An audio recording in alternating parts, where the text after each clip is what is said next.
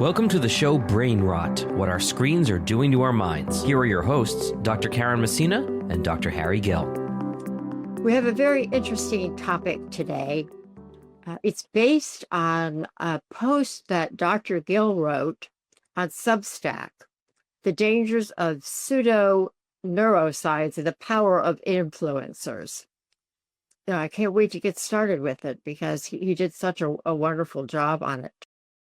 So my first question is about images produced by something like the SPECT scans you mentioned.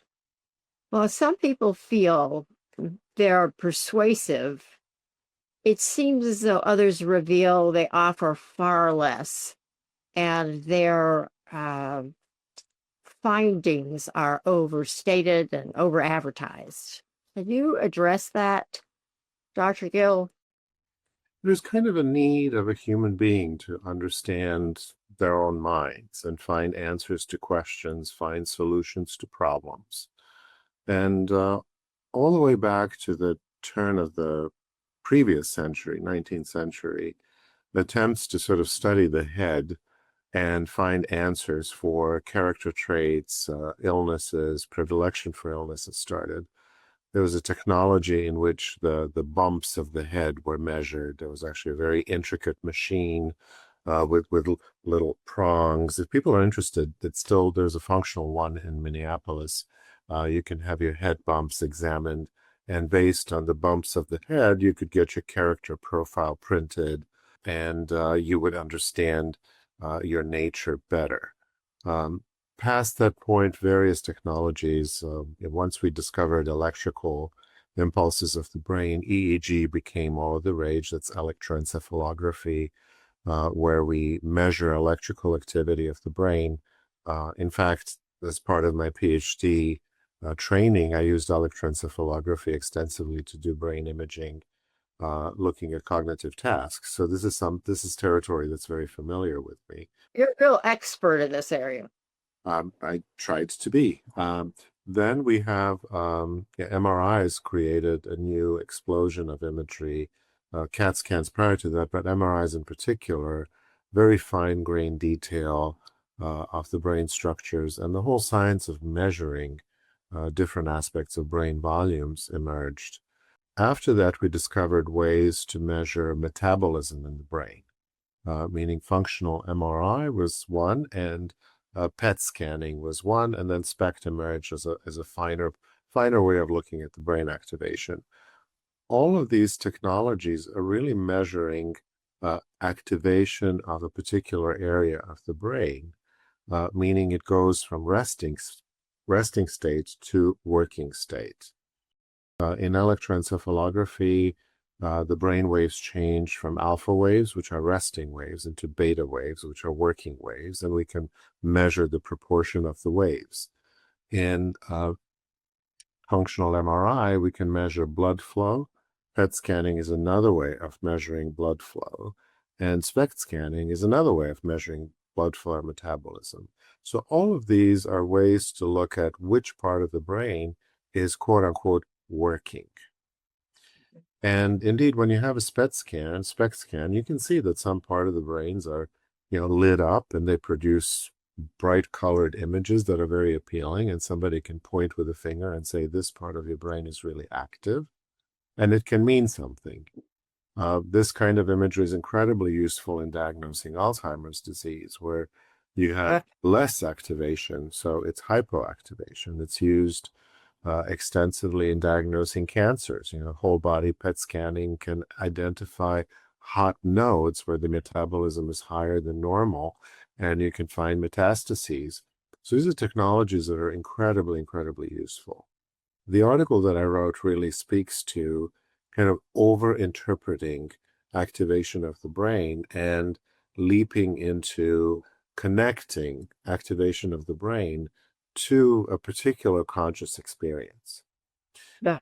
When I speak about conscious experience, I'm speaking about the experience of a feeling, experience of a color, experience of a scent, is something that we are aware of. Subjectivity, right? Yeah. And we're entering the territory that is really what's called a hard problem in neuroscience, which is what makes for our conscious experience.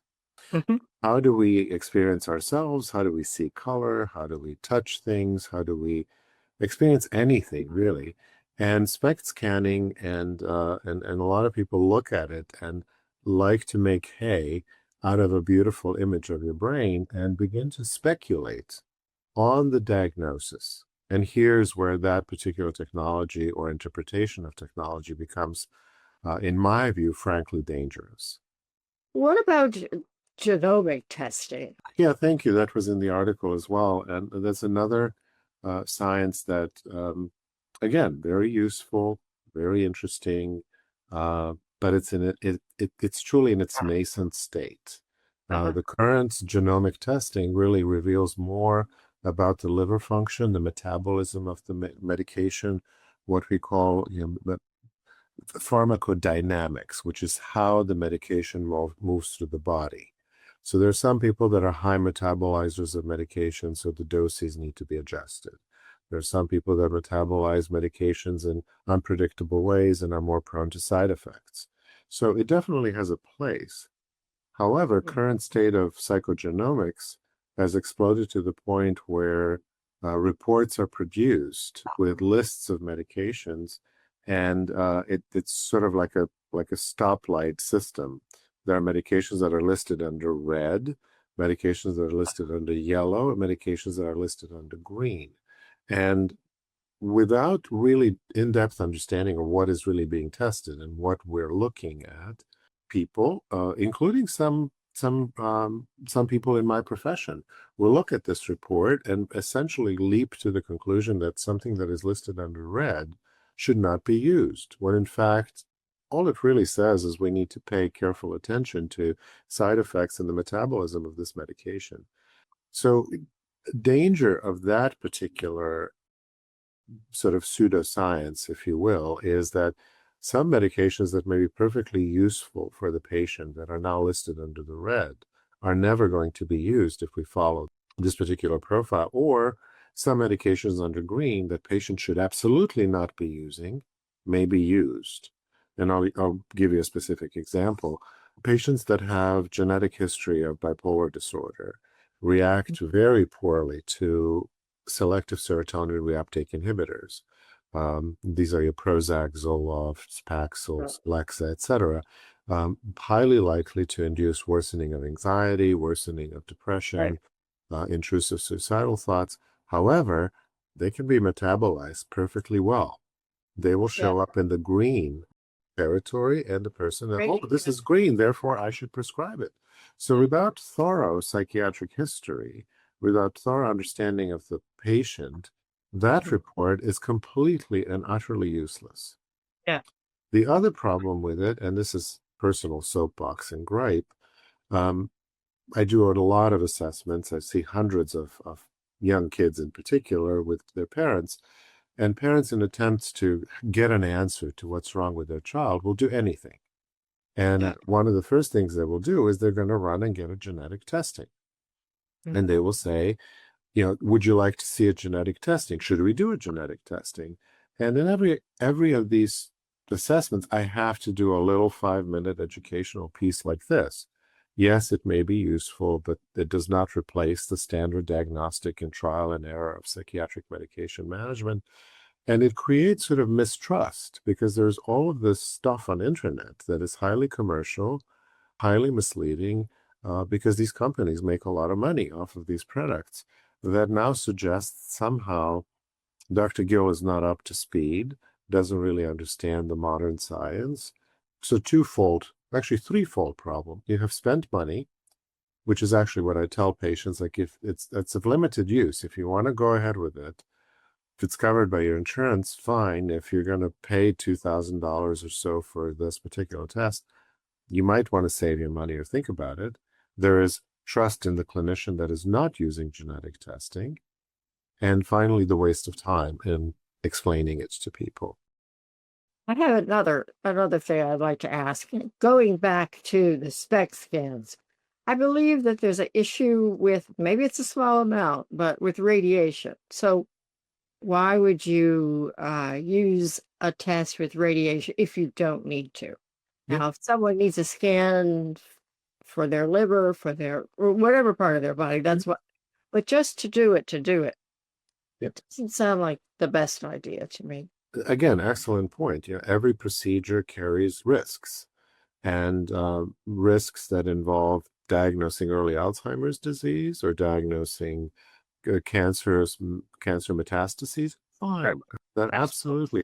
But to suggest or imply that you should do SPECT scan to diagnose a psychiatric condition, it is absolutely at this point in time irresponsible, because we don't have that science available. What makes somebody bipolar? Yep, we don't know. And yes, when somebody's in a state of mania, their brain is going to be very, very activated. But the brain can be equally activated when somebody's upset or just saw a horror movie or something bad happened. Yeah. So it's the leap from particular pattern of activation into leading to diagnostic conclusion. For example, with SPECT scanning, we found incredibly useful data that in research studies indicated that, yes, in fact, in chronic post-traumatic stress disorder, people have highly activated amygdala because they are fight and flight response centers.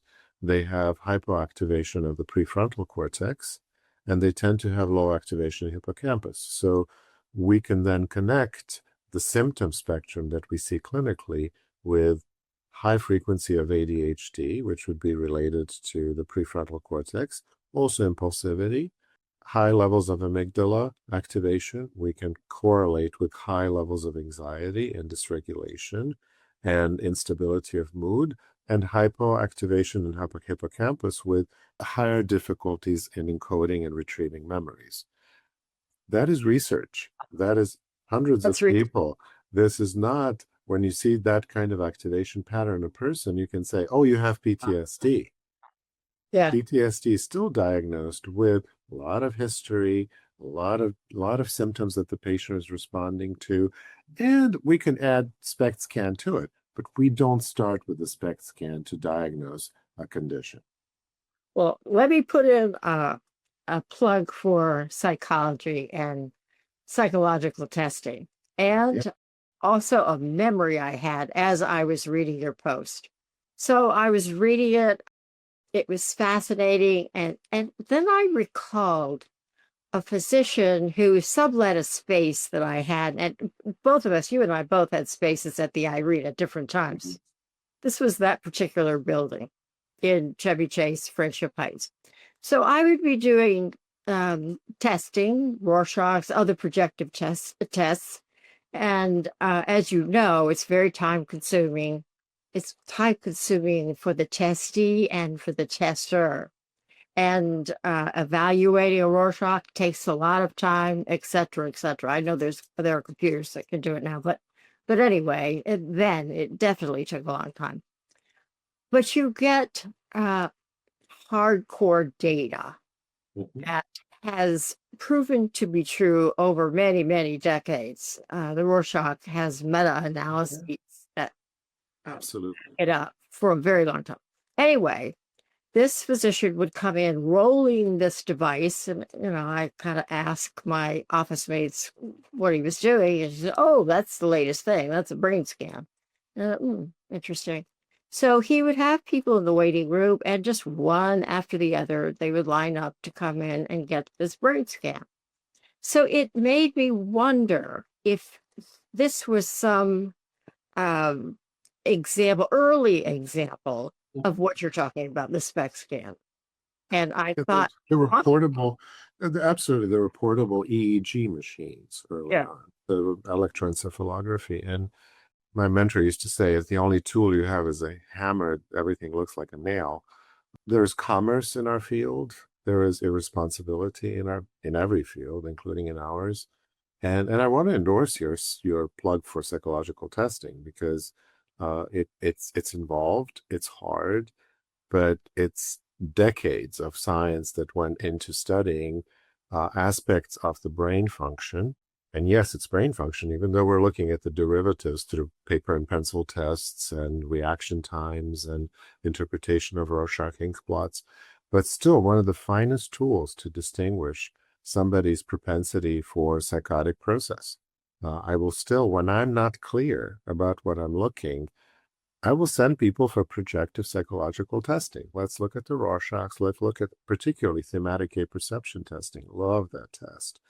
And you will get some solid data that was research proven that, again, in and of itself, they're one part of the global picture with family history, early development, symptom spectrum, personal experience, data from the psychological testing, maybe data from the SPECT, maybe data from PET scanning, maybe data from functional MRI. These are all tools in a toolkit. When somebody comes in and says, this is the answer with anything, run. Yeah, yeah. No, that's why I don't do it anymore because of my patient and book schedule. But I used to love psychological testing. I liked doing it and I liked the results because it was hardcore data that I could offer people. To really make a finer point, and maybe it sounds like a plug for psychological testing, but it is well deserved and earned. You're treating a lot of children. Again, I treat hundreds of children. Without psychological testing that illuminates that they're having difficulties with focusing, difficulties with reading, that they have actual math problems, or they're having dyslexia. We have kids that come to us with depression or anxiety or school avoidance, but it really starts with an undiagnosed cognitive challenge. Very often kids just have processing speed issues and they need extra time. They don't get extra time. The kids then feel stupid. Then they get bad grades. Then they get teased by their peers. So the cascade of events that started with undiagnosed cognitive issue that is fully addressable because cognitive rehab actually works. But if you don't know what you're looking at, you're not doing anything about it, and you're creating now a psychiatric condition over something that is truly just a cognitive intervention that was needed 3 years ago. Yeah. Even the house tree person test, it's simple enough to administer, a little tricky to score, but it gives you so much data. So that's another one that I used to like with young children who can put so many things in words, but they can't put everything in words yet. So they can draw a house, a tree, and a person. Moving on or back to what we were discussing previously, I like to watch podcasts or listen to them with Dr. Mike, who, if people don't know, he's a physician who treats patients. And he also is a pretty well-known podcaster at this point. I happened to watch a podcast with, so actually it was a YouTube video with Dr. Mike, and his guest was Dr. Amen, who I believe does a lot of brain imaging tests with patients. And I think sounded like he had clinics all over the place. It seemed like their debate was between the old school, like talk to patients, get information, look at the DSM 5R, whatever we're up to now, and then come up with a diagnosis. It seemed like the other way to do it is to do a brain scan. So I just want to mention, we're not the only ones talking about this. These two people who have a high profile, they're also debating these same things. We need the American Medical Association is not backing scans for psychiatric diagnoses, correct? Correct. And even with genetic testing, and I'm speaking off the top of my head, so I apologize if it's not detailed, but there was an effort by FDA to look at the psychogenomic testing and how the reports are structured, because they're clearly very misleading. And they imply things that they shouldn't be implying.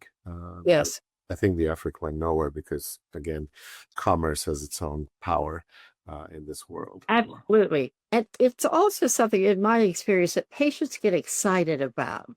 they have a printout from a lab and it says, look at this, Dr. Messina. Isn't it amazing that XYZ may be causing my depression?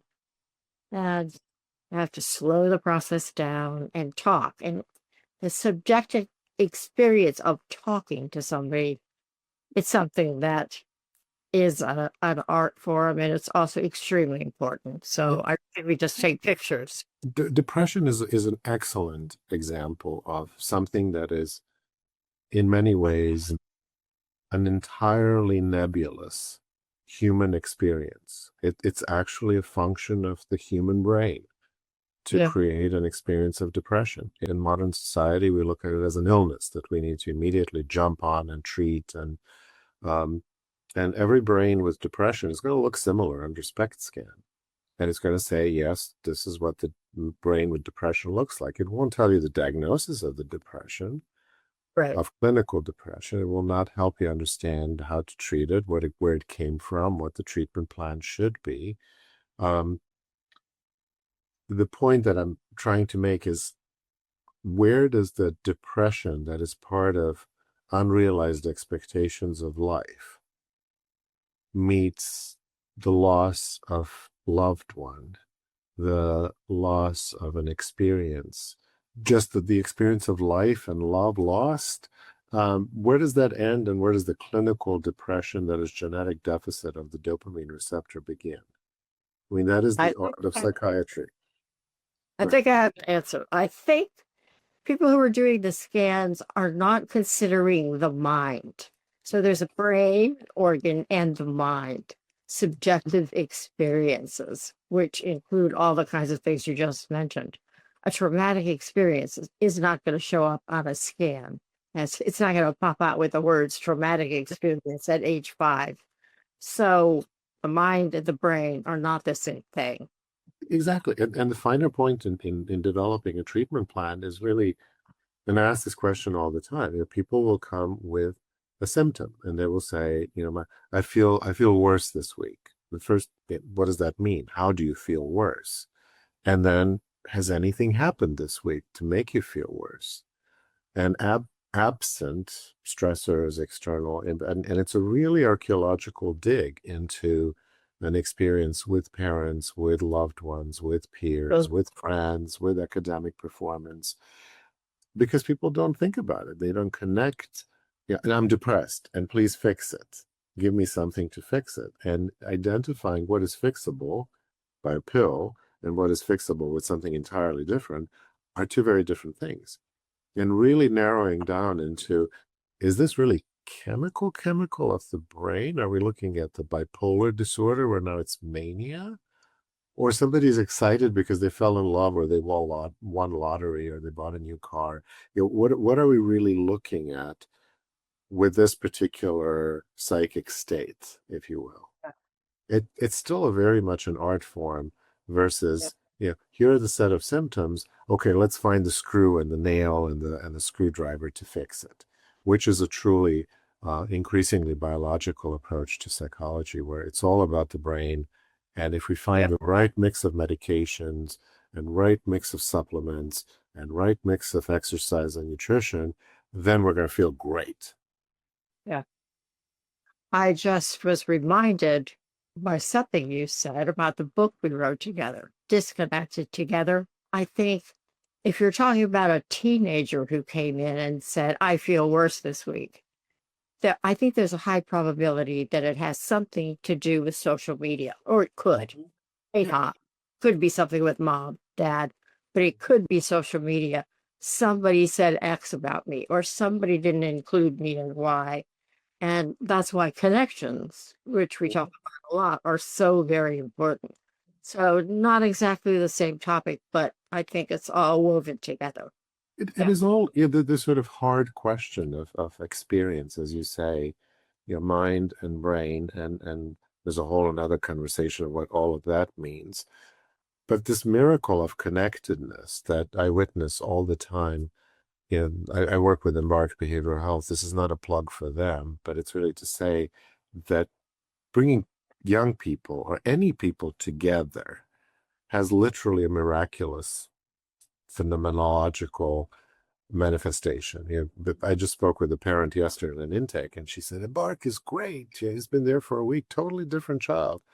It had nothing to do with meds, it had nothing to do with anything that I magically did or the therapist did in a week. But the fact that this kid got off the screen and had a real experience with other kids and is shooting the proverbial with his peers, 7 days later, he's a different child. That reminds me, it's a very good point, and it reminds me of group work that I did years ago.